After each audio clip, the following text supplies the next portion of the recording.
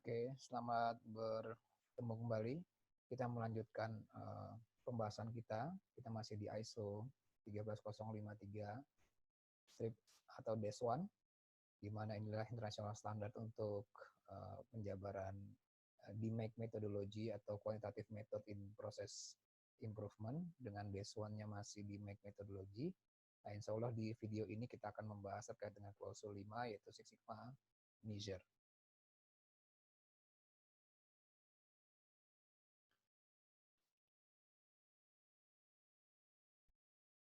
Oke, di klausul 5 ini tujuannya adalah mengkuantifikasi. Tujuan measure adalah menilai seberapa parah, seberapa jelek kinerja yang ada di proses yang sekarang Anda amati atau sekarang Anda berlakukan proyeknya. Di sana kita bisa melakukan komparasi, ya, juga bisa melakukan analisis, ya, komparasi, kemudian analisis, di mana analisis pengertiannya adalah mengkonversi, ya, convert dari raw data gitu ya menjadi meaningful fact or information.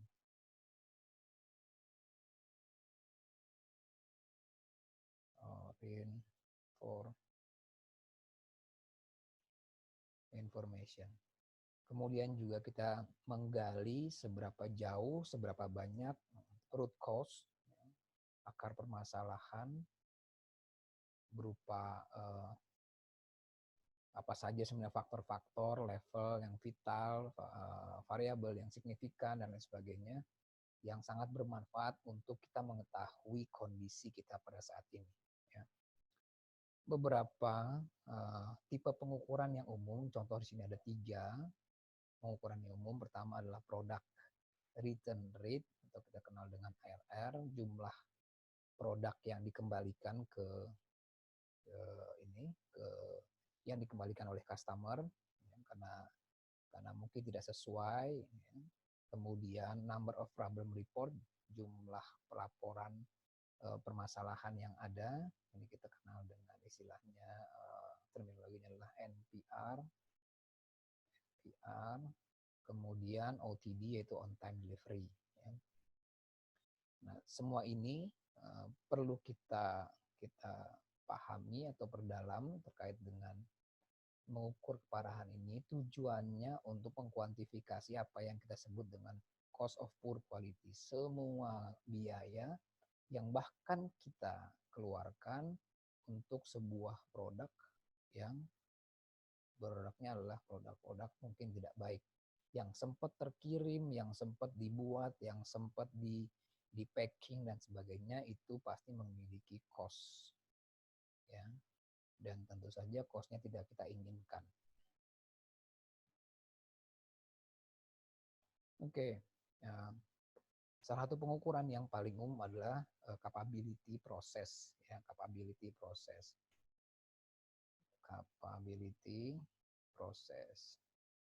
Salah satu instrumen untuk mengukur capability apa yang kita kenal dengan yield. Nah, salah satu satuan dari yield kita tahu ppm, ya, satuannya adalah part per million, dan yieldnya kita kenal menjadi atau istilahnya adalah yield defect per million opportunities. Bagaimana formulanya? Kita ketahui bahwa C dibagi C itu adalah defect,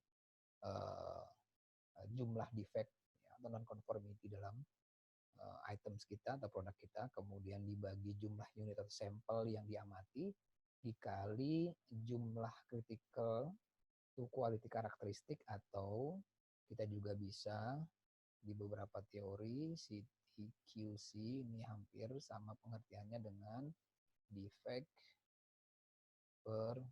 opportunities per item. Defect opportunities per items.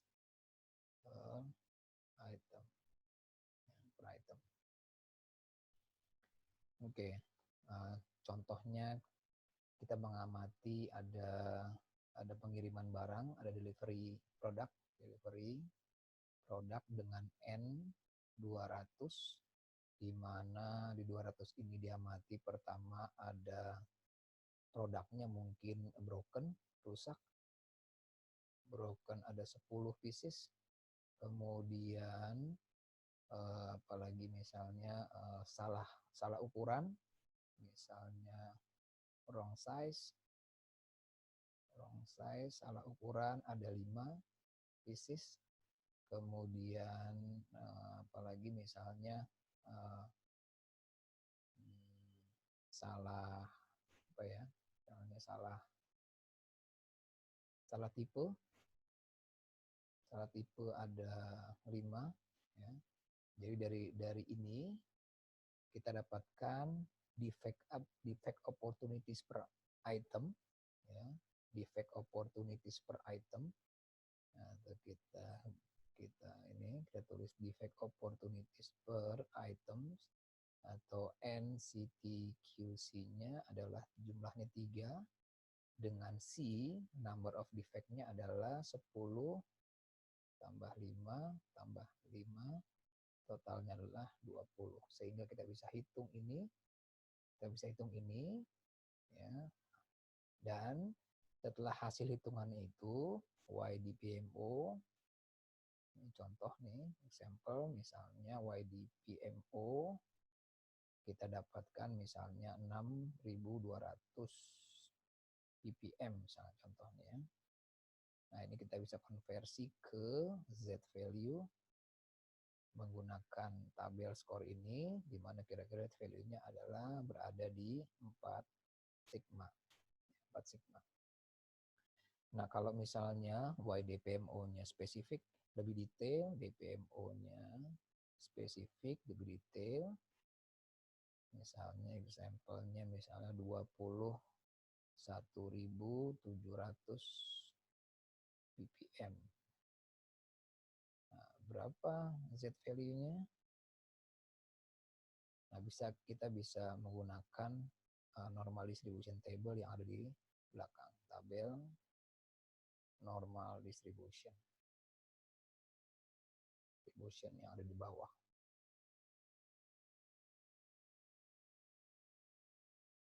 Oke. Normal distribution-nya ya, ada di bawah. Kita hapus dulu ini.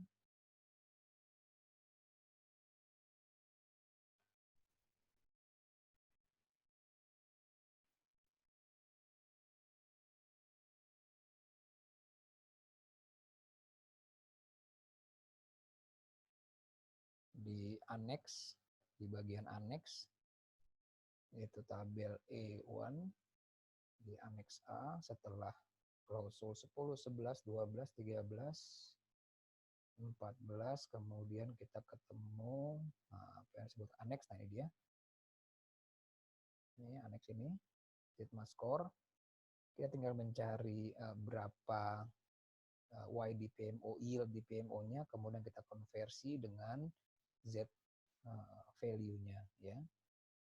Kita cari sekitar 21.000. Kira-kira tadi Y yield di PMO-nya kita 21.700-an kira-kira gitu ppm.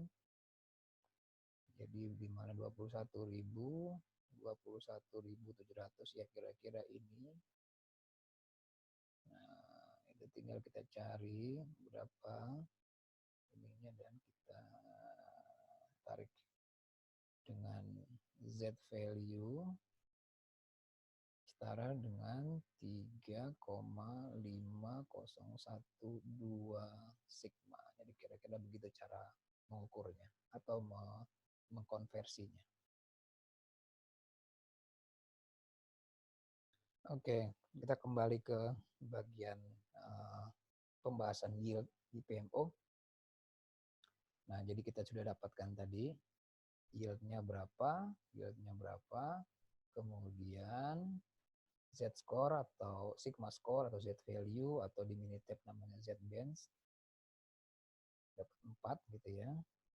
Nah, di mana ranking quality performance-nya atau ranking proses capability ini, world class performance-nya, ya diartikan dengan nilai sigma score-nya adalah 6, di mana setara dengan yield di PMO-nya adalah 3,4 di PMO atau 3,4 per million opportunities. Ya. Nah, dalam continuous process atau dalam kerangka long term period, long term capability,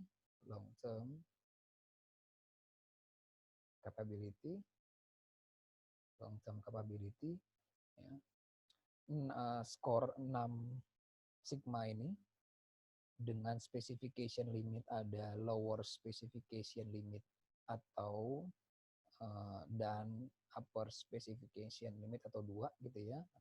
Jika both side aktualnya adalah setara dengan 4,5 standar deviasi. Kenapa itu nanti akan kita lihat di caption berikutnya. Oke, ilustrasi ini akan kita bahas di kelas tatap muka karena butuh pemahaman yang lebih detail.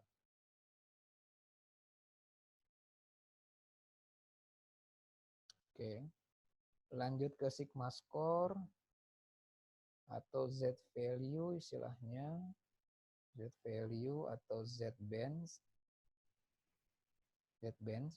didapatkan dari atau dengan pendekatan normal distribusi. Ini adalah normal distribution curve, normal distribution curve, ya, atau normal distribution tables. Dapat dari mana? Tentu dapatkan dari raw data, misalnya 6,2, 6,7, 7,1, 8,1, kemudian 6,3 dan seterusnya. Kemudian data ini dibuatkan grafiknya, grafik yang familiar dengan ini tentu saja histogram. Nah, dari histogram inilah kita mendapatkan curve, sehingga terjadilah seperti ini. Nah,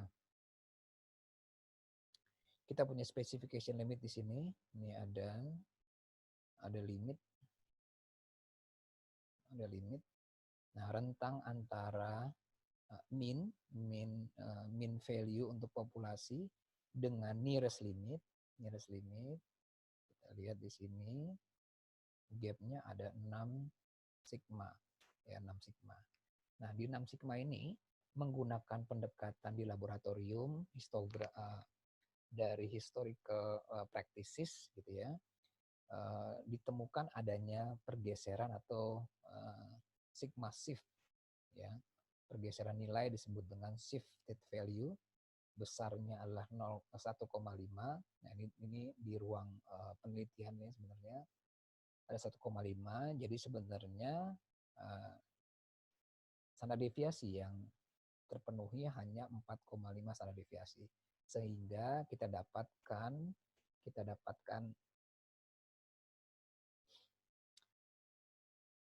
nilai yield di PMO yang out of limit atau out of specification ini setara dengan 3,4 par per million. Ya, ada 4,5 di sini. Jadi kalau di sini mau dibuat kira-kira ada 1, ada 2, ada 1 standar deviasi.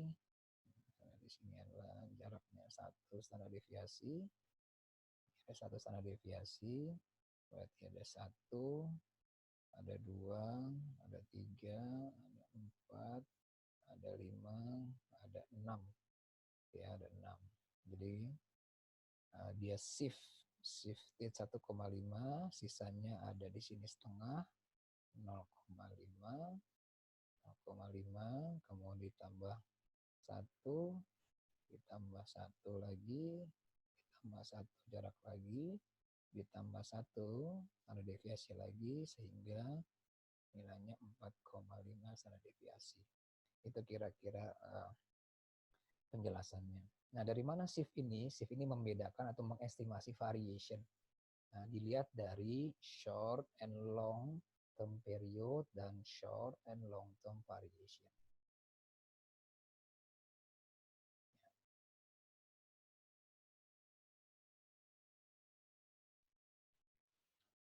Lanjut ke measure berikutnya adalah yield dengan menggunakan pendekatan throughput yield ya. Ini ada satu yield lagi. Ini measure berikutnya ada yield lagi. Tapi perhitungannya menggunakan roll throughput ya, roll throughput. Nah, dari mana roll throughput ini? Roll throughput ini didapatkan dari probability single unit, satu single unit yang pass atau oke melewati serangkaian step tanpa adanya defect sedikit pun. Ya. Jadi ada barang ini ada proses ke satu, kemudian ada proses 2, kemudian ada proses 3, sampai dengan outgoing. Berapa barang yang, berapa produk yang free of defect? Berapa produk yang free of defect? Ya, itu yang disebut dengan probability roll throughput yield. Kalkulasi dari roll throughput yield ini berdasarkan multiplying atau perkalian yang simultan dari setiap first time throughput yield first time ya, throughput yield di beberapa teori itu didapatkan dari first pass yield dan throughput yield. Ya, throughput yield. First time throughput yield does not include, tidak termasuk adanya rework. Jadi kalau rework tidak dihitung. Repair tidak dihitung. Additional adjustment tidak dihitung. Delay tidak dihitung. Benar-benar pure free of defect product. Ya.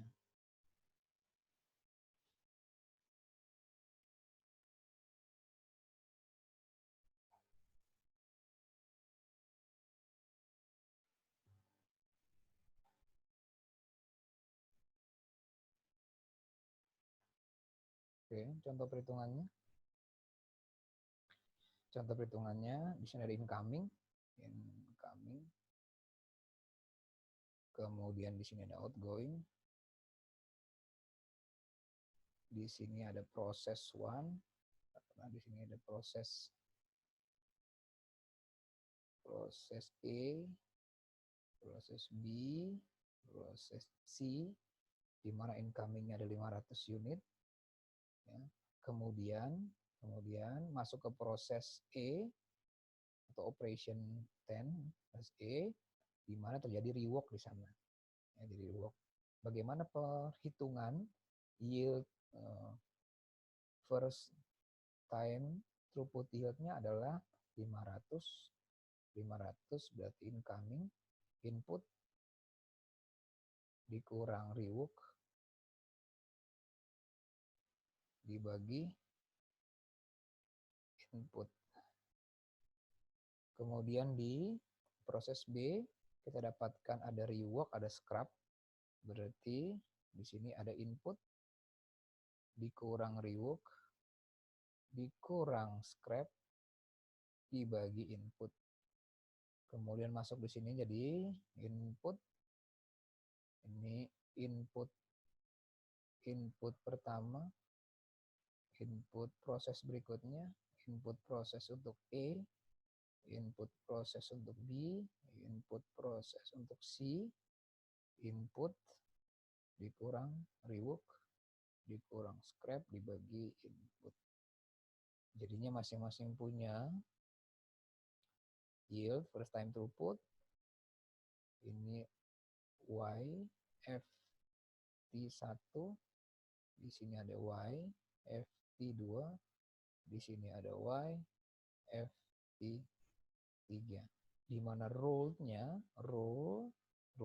jadi Y row throughput yield-nya sama dengan 0,980 dikali, bukan ditambah, 0,967 dikali 0,947. Dapatnya 0,897. Kalkulasi inilah yang menggambarkan sebenarnya kondisi proses sungguhnya. Ya, disinilah lebih menggambarkan more appropriate measure condition dibandingkan dengan mengakumulasikan semua data dibagi 500 mendapatkan 0,97. Ini yang disebut dengan naif calculation, ya. Kurang menggambarkan. Yang menggambarkan adalah perkalian row throughput ini.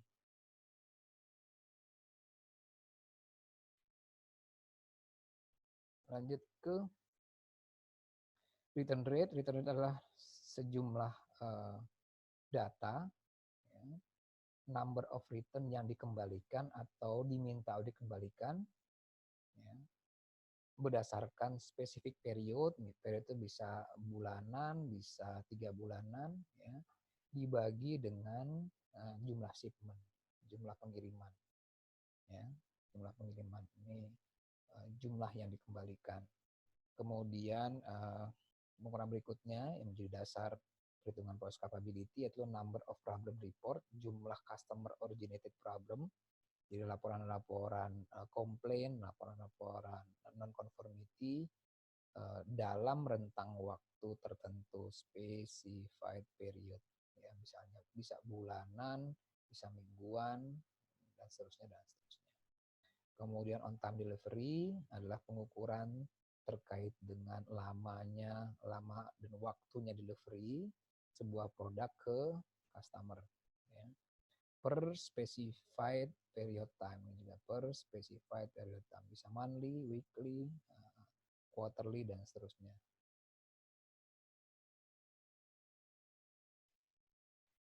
Oke.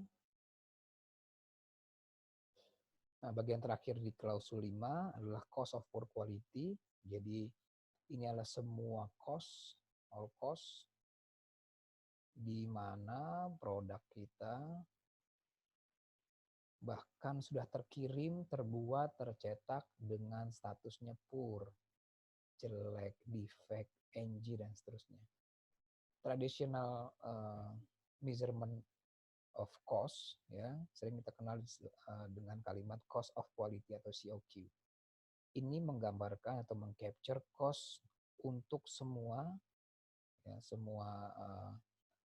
untuk pembiayaan sepanjang operational company berjalan. Umumnya yang disebutkan COQ ini cost yang berhubungan dengan mutu, cost yang dikeluarkan untuk prevention, cost yang dikeluarkan untuk prevention sebuah produk. Misalnya ada inspection, misalnya cost appraiser, misalnya ada pengukuran, ada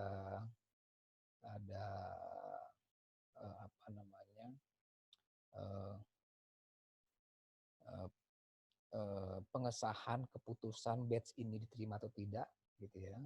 Kemudian cost, termasuk ini juga cost kesalahan internal, salah kirim, salah pasang, dan kesalahan dari external failure. Ini yang disebutkan COQ. Nah, bagian terbesar dari COQ adalah cost yang dikeluarkan bahkan untuk produknya poor product.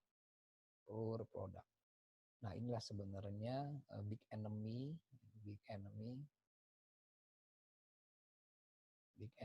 dari DMAIC methodology atau Six Sigma methodology.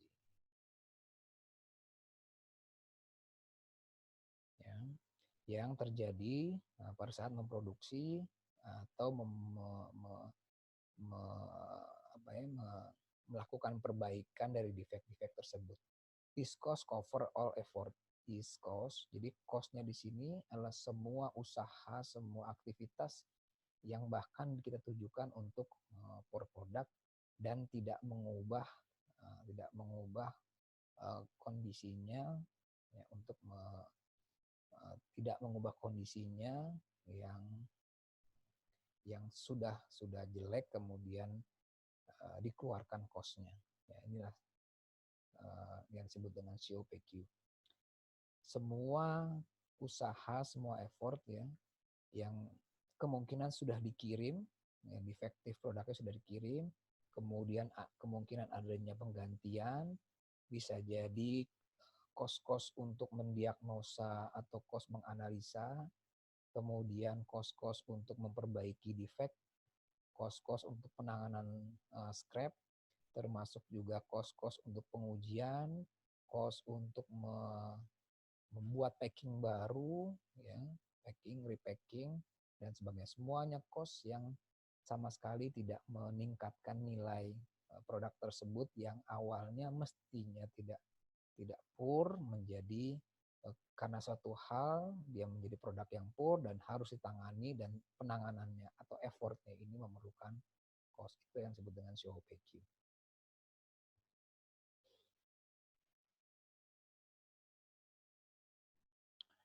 Oke, kita sudah sampai di klausul 5. Semoga bermanfaat. Saya tunggu review dan komen, mungkin ide for discuss. Ya. Saya lagi silakan dimanfaatkan dan sampai bertemu di section berikutnya.